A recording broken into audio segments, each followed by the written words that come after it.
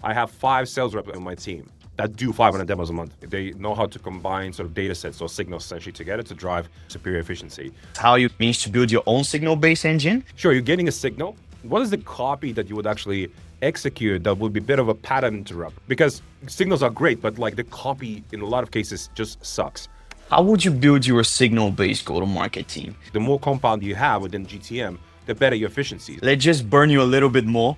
What was the biggest mistake that you guys made? The best messaging, which is what also top gurus on LinkedIn do, they send literally a video of themselves to their prospect. And they do this 10 to 30 times a day in the park, walking around. And it's literally 1 minute video, which is very creative. So signal plus video on LinkedIn, beautiful. Welcome everyone to My First Signal, the only show where we invite seasoned revenue leaders in order to discover the practical side of building a signal-based go-to-market engine for the first time under 30 minutes. My name is Georgi, co-founder and CEO at Signalbase. Now let's get practical. All right, ladies and gentlemen, today we have a special guest, Mr. Forge, Frank Sandors himself. Frank, thanks a lot for having the time to share your wisdom with us today. Thanks for having me. Yeah, just like you said, the seasoned people, my season means over 10 years in sales, software sales, so working for a bunch of different companies. And so yeah, now I run a company called Salesforge. We essentially offer different softwares to help you build more pipeline. So yeah, that's a bit about me. And more bacon, am I right? Yeah, call me the blacksmith or chief bacon officer, whatever, Chief whatever, bacon whatever officer. you fancy, guys. Yeah. Hell yeah. I love that. Just for a little bit more context for the people that they don't know more about you and what you guys do. Initially, it's very interesting go-to-market motion also that you guys have with 7 products at the same time that you're trying to market. But without any further ado, my first question is going to be a favorite. What is your biggest hot take for the go-to-market landscape at the moment? So I think the biggest hot take is that data is becoming more accessible. Just generally, there's just more data vendors, and the data is also becoming significantly more cheaper, essentially, to acquire from new gen sort of vendors. And there's also essentially new possibilities that get unlocked. Essentially, better data, cheaper data, faster data. That unlocks more possibilities in terms of the targeting, signaling, essentially what you can do. And so this is one of the biggest trends that we're seeing, not just with Clay, but also a lot of cool sort of data vendors in the space. And that just simply means that your outreach can become significantly more performant, essentially, from conversion rate standpoint. Yeah, because it was just much tougher back in the days to get that data, or it was way too expensive. You would need to go to Minfo and stuff like that, or some other legacy vendors, and it was just not attainable for the average Joe or just the average founder, essentially, to get that list, right? So I think that's how things have changed massively over the last sort of year or two. Gotcha. Do you think there is a trap, by the way, right now? Because obviously, if you look at it from the positive point of view, everything now is so accessible. And this is something that I spoke with Sarah as well from the previous episode, that teams can get lost in all of the noise. Yeah. So because of all of that data that is out there. So how do you guys initially manage to focus on getting that right data set for your SDR or go-to-market team? Good question. I think when it comes to just maybe signals, because yeah, some people maybe are using the same signals to reach out, and maybe that could be a noise. But what I see also, some of the smartest people do is they know how to combine sort of data sets or signals essentially together to drive actually superior efficiency. Now, the only downside with that is maybe your list gets smaller. So just a caveat there. But our kind of general strategy is a signal of what we would call like a signal or a list or signal-based list is the fact that we have over 100 competitors in our space. For us, the way we look at a signal is somebody is potentially using a competitor software, so essentially they're problem solution aware, and they would reach out to that individual maybe as an evergreen campaign or maybe at a particular time, let's say they post on LinkedIn, etc. That's for us a signal as well. And then we would position our product as cheaper, better, faster, whatever that is. And that typically drives, I would say, 15 to 30% of reply rates. Evergreen. It's a great sign. So this is actually one of our best campaigns. So we look at that as a signal. The signal is they are using essentially a competitor software, and then we have the corresponding messaging against that audience. So what's the best angle essentially? Because we know where we are better against a particular competitor or worse against particular competitors. So yeah. I do something similar, by the way, and I feel like it's the whole phrase of selling access to someone that chops wood already, right? Simply because the need is there. They do understand how frustrating and how much force that they need in order to chop a particular wood.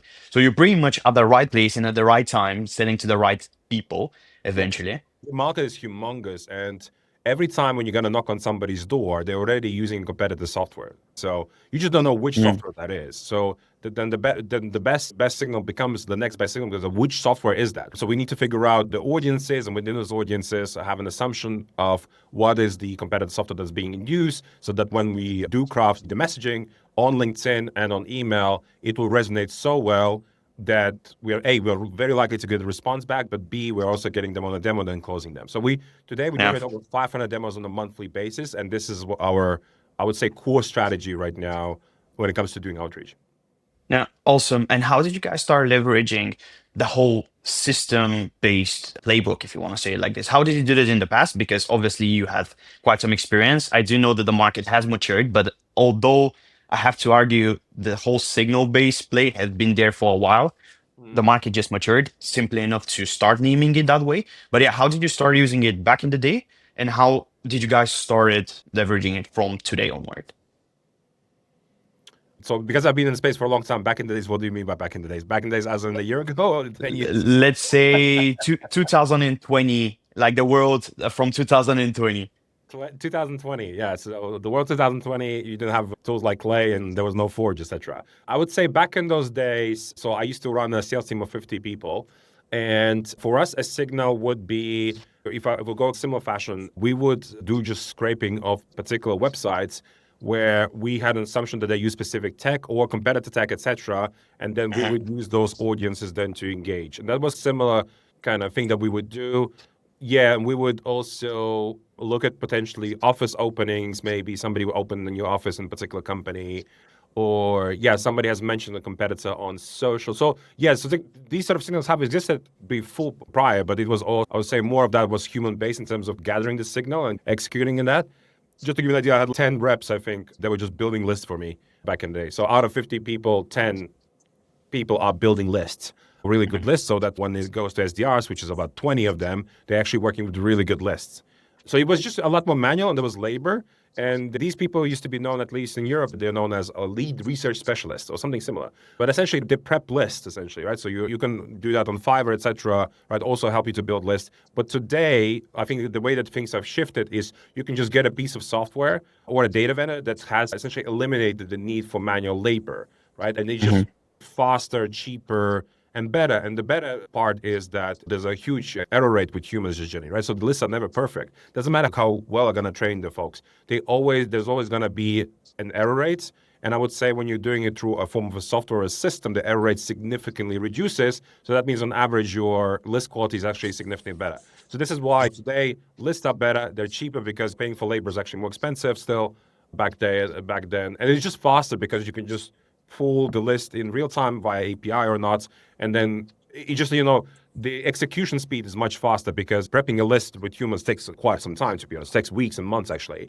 But when you're pulling it through a software, so let's say we have a signal, whatever the signal is, funding signal or other signal, and then the more real time it is, and the more real time maybe you execute a particular signal, the better your chances it is actually of pushing that particular lead with that signal down the pipe. So yeah, you can maximize definitely conversion rates, I would say, better today than you used just 5 years ago.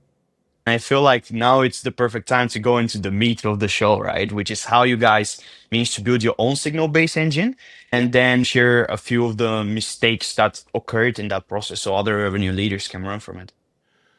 Sure. So I think, like I mentioned, so for us, the main signal, or what we would call a signal, is the fact that a particular users that are on LinkedIn are using competitive software, right? So this is our kind of core signal. The other core signals we would look at, like LinkedIn post, for example. If somebody mentions a competitive software, that's a signal for us, right? So that's how we would engage. So right now, for example, today actually tomorrow I'm launching what we call LinkedIn post-based campaigns. So if a particular a particular user would mention a competitor or a tool, that tool could be actually complementary. So I'll give you an example maybe on a complementary tool. So let's say we integrate natively with a tool called SendSpark. And SendSpark is a video tool. So it's Yeah, much no, better than Loom, etc., right? trade with them. And I would love to drum up more mutual customers between us and SensePark. So if somebody would mention SensePark essentially on LinkedIn, I would want to execute essentially a campaign to that user that has mentioned SensePark. So that's an example of a signal that I believe would work well with the complementary tool. And then with the competitors, it's very straightforward, but it could be also something else, right? Where something's being mentioned and we want to programmatically execute against that particular intent. And yeah, of course, you would see just significantly higher response rate. You're right. If you have a typically quite good conversion rate already with a colder audience. Yeah. Yeah. So this is, I think, what we do today. I think we don't over-engineer it because the thing is we have 100+ competitors, so we can just keep on doing the same thing all year long, to be honest. Yeah. So, but we definitely compound. So we're looking for more and more signals. So I'll give you an example of another signal where it's, I would say, slightly more creative. So we're in the business of actually helping companies to reduce headcount with our tech.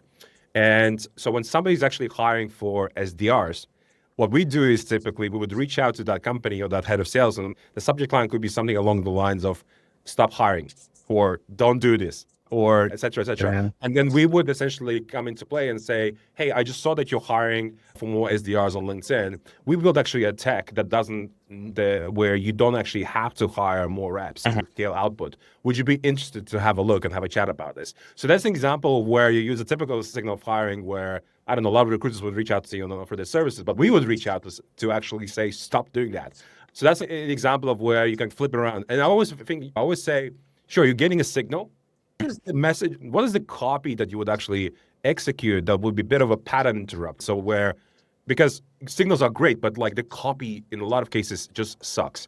Pardon my French, but it's true because it's just to do a really good copy, even on the signal, is just hard. And I think where I see actually most companies failing is on the copy part. I'm actually doing a whole masterclass next week just on that. But because these copies, they look very templated, very robotic, very AI-ish, etc. So it's very rare to see a really solid copy. So I'll give you an example of a really bad copy. I think a lot of people will probably also would have received. So let's say I did the post last week, and one of our, I think, competitors or somebody, I can't remember, but essentially they took all my folks in the comment section and they sent them out an email which said something along the lines of, "Hey, I saw that you commented on Frank's post." Yeah, that's weird. And this template has been overused so many times that it actually has a negative impact on your campaign. So that's an example of a really bad copy. Don't do this. And so this is why I say copy will break your campaigns, it will break your infrastructure, it will break all your results. So you may have a good signal, whatever, but the copy is just abysmal.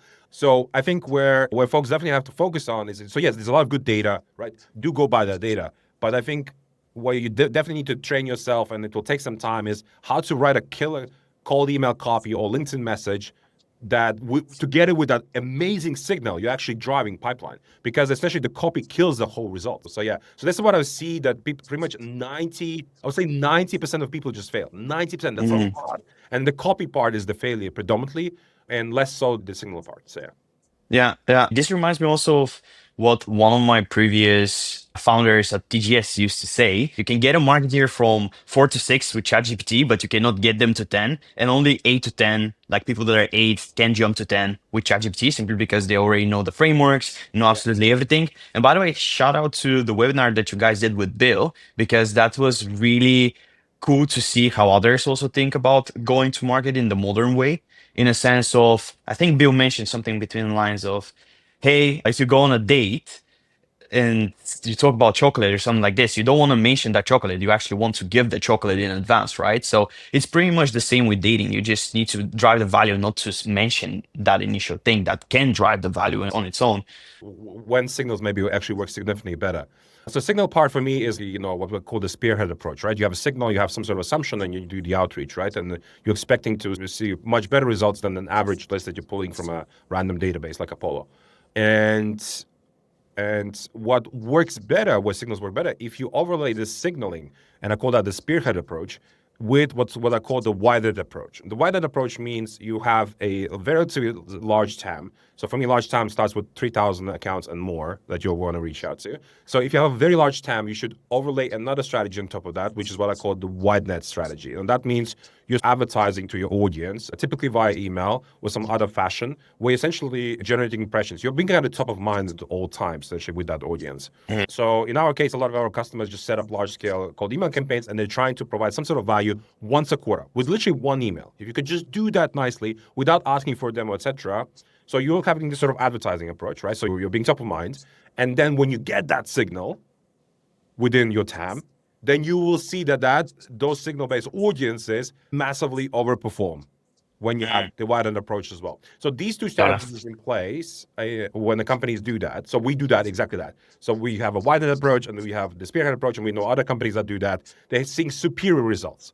So you just have these sort of two layers. But yeah, the only dilemma with wide net is, you need a relatively large TAM to be advertising. But just think, just like how advertising works, right? When you see like an impression, an ad on the blog, right? And it just mentions that brand, and it mentions that brand somewhere here, Google search, etc.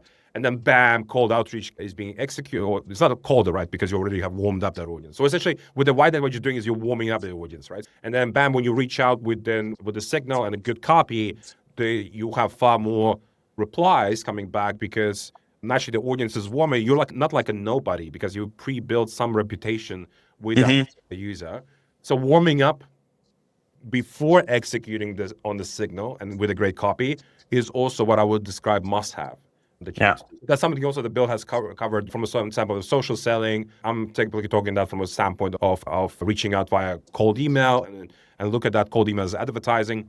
But it could be other layers as well, right? So any form of other layers, like even doing webinars and what we're doing right now, that's a form of warming up the audience to drive superior results on the signal. So Yeah, indeed. It's way easier for you to knock on the door whenever someone already knows your name or have seen you somewhere.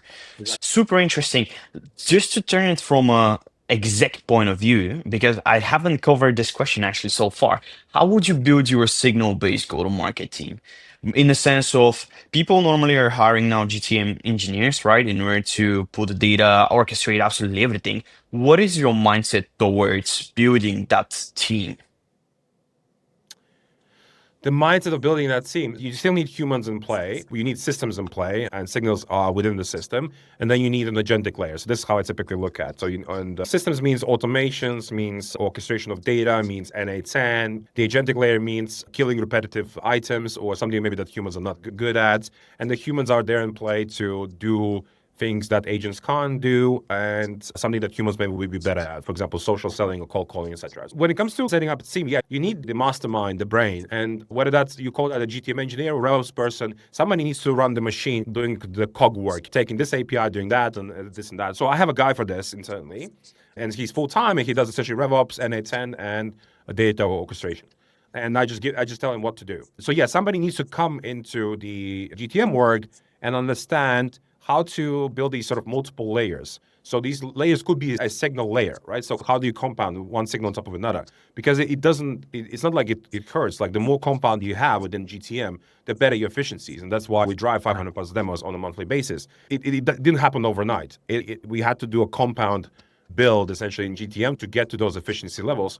And then once you get to these efficiency levels, right? So when you stack systems and agents, etc., you actually don't need that many humans in play to actually drive that demand for your business. So for example, today I have 5 sales reps only on my team that do 500 demos a month, just to give you an idea, which is very unusual considering my team 3 years ago when I was a VP sales, we had 50 people and 50 people used to do about 300 demos. So essentially 5 people do more output today than the 50 people back then, just to give. But to do that, you need to have quite sophisticated advanced systems in play. And it needs compound, it takes time, and you need a person that does this, could be GTM engineer, etc., whatever you name it. But Got it. Yeah. And you guys also do mostly inbound based signal collection as well, right? Because of the POG motion. 70% is inbound, and then 30% is about outbound right now. Now, we look at this as what we call outbound is generally like it's an overall funnel because outbound, inbound, because if you send, let's say, I'll give you an example, I'll send a cold email based on the signal, and then the user goes actually on the website and goes and converts. And then it actually gets attributed to So inbound from a, let's call it GA standpoint or whatever standpoint, we use the attribution of where do you hear about us. So we have an open field on the sign up, and that's what we use right now to dictate where we spend our money in. Sometimes Awesome. a person would tell me, "Hey, I met Frank at the bar and then decided to buy." Right. So you want to get these sort of juicy insights. What exactly happened, and then categorize them later. But yeah, on the inbound front, the signals will be like typically website de-anonymization of the users, which works very well in the US.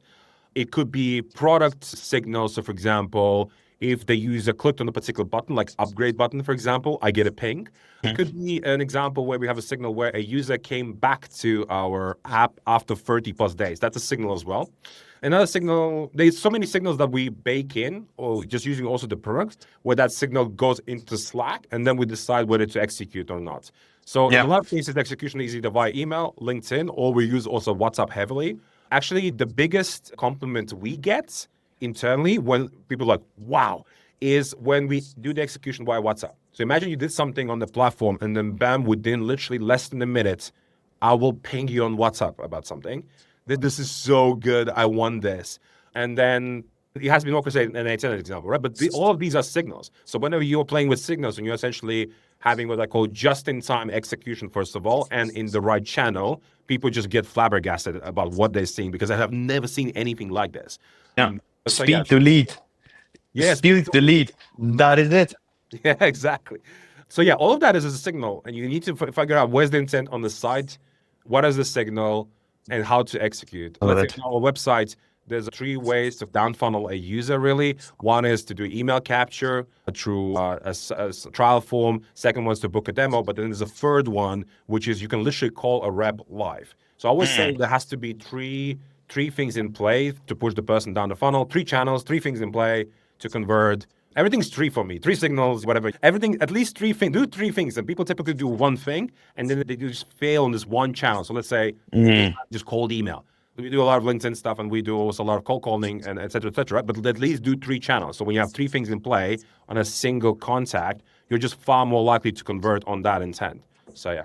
I think you're one of the rare cases where I see pure go-to-market aggression, and I love that because of the fact that also as a marketing exec previously, if you are not proactive with your function but being reactive in that sense, your whole go-to-market motion slows down significantly. So, by the way, for the all go-to-market leaders or engineers, whatever, that listen to this, just go to the website of Frank and just study it in a sense of how to capture that attention and try to embed the same use case maybe for your website, of course depending on your go-to-market motion, but it's just the tactics and the frameworks that are in there. You can learn so much from it. Yeah, we'll describe this as a POG first and sales assist second, but the sales Yeah. assist is very aggressive. And I think this is where you can learn. Like PLG, I think there's plenty of playbooks, but I think where people are struggling to get, let's call it inspirations for an aggressive sales assist in the PLG, we're one of the, I would say, rare examples where I've seen that the sales assist is very strong. It's very rare to see that the sales assist is that strong on the PLG funnel. All right. So we have 5 minutes left. Let's just burn you a little bit more. What was the biggest mistake that you guys made with your own go-to-market or a signal-based go-to-market engine? When you run an org or signals, whatever, I always say whenever you run a unit, there's three things in play. You need the right tech. So let's say the tech is signals, whatever, and like the right vendors, whatever in play. Then you need to have the right process. And then, so how you execute, which channel, blah, blah, blah, what's the messaging, and how many steps, blah, blah, blah. And then the third one, which is very hard to control, is the human component, the people part. If you ask any founder, what they're very struggling with is really people. And that's the same for us. People part and training people, to people understand what to do and when to do it, etc. The reasons why things happen or don't happen, actually, more so I would say don't happen, is on the people part, which is very hard to do much about.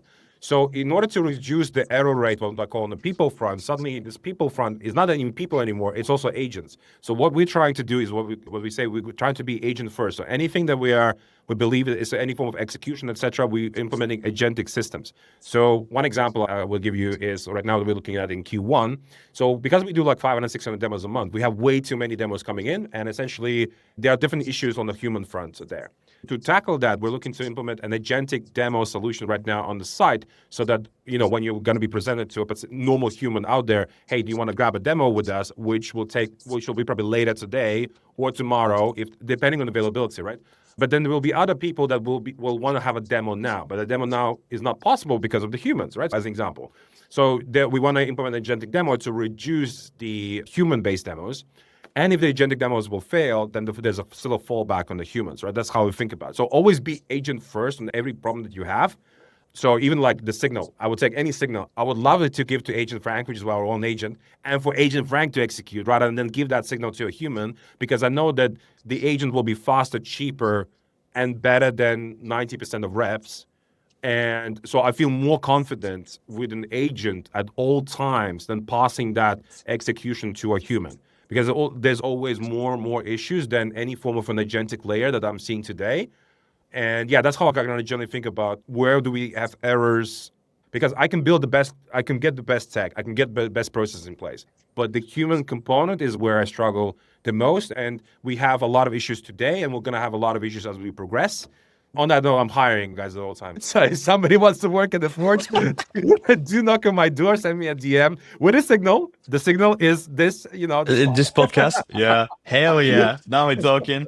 If they do that, does that increase their chances of getting hired, by the way, because of the fact that they use that signal or no? Yeah, it's a signal, and the execution would be, for example, like a 1 minute video. Okay. Interrupt. So people just typically send you a text, etc. But the best messaging, which is what also top gurus on LinkedIn do, etc. You know what they do? They send literally a video themselves to their prospect, and they do this 10 to 30 times a day. Literally, Yeah. you just film yourself in the park, walking around, etc.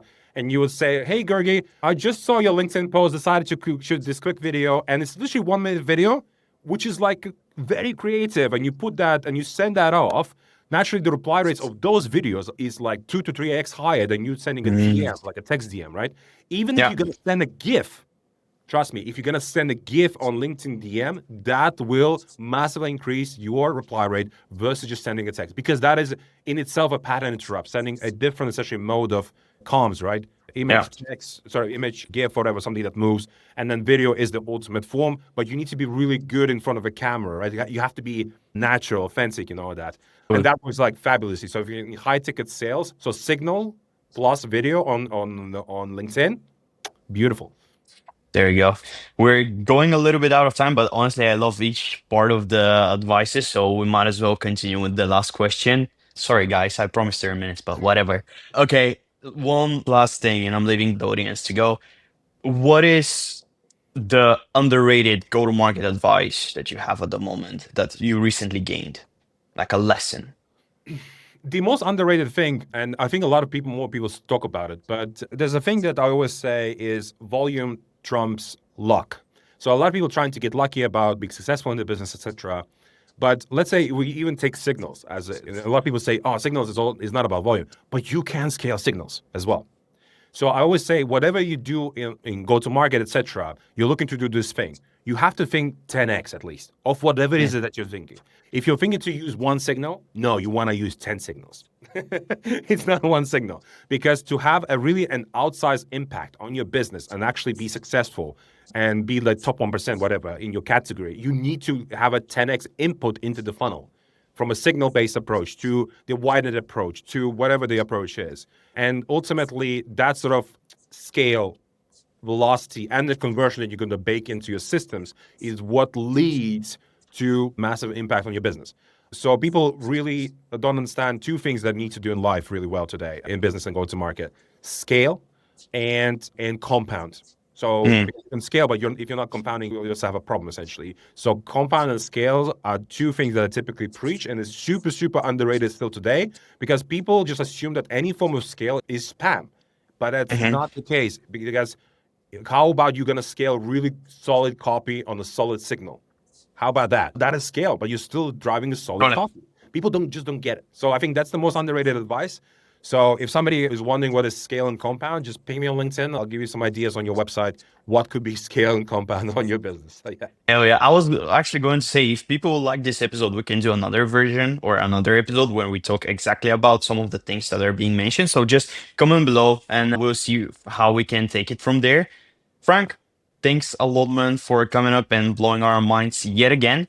I will give link to Salesforge below, so as your profile. And by the way, if there is a recording of that copywriting email workshop, I also love to feature it there so people can get even more value out of this. And yeah, guys, let us know how was this episode, what did you learn, and if you like more of those.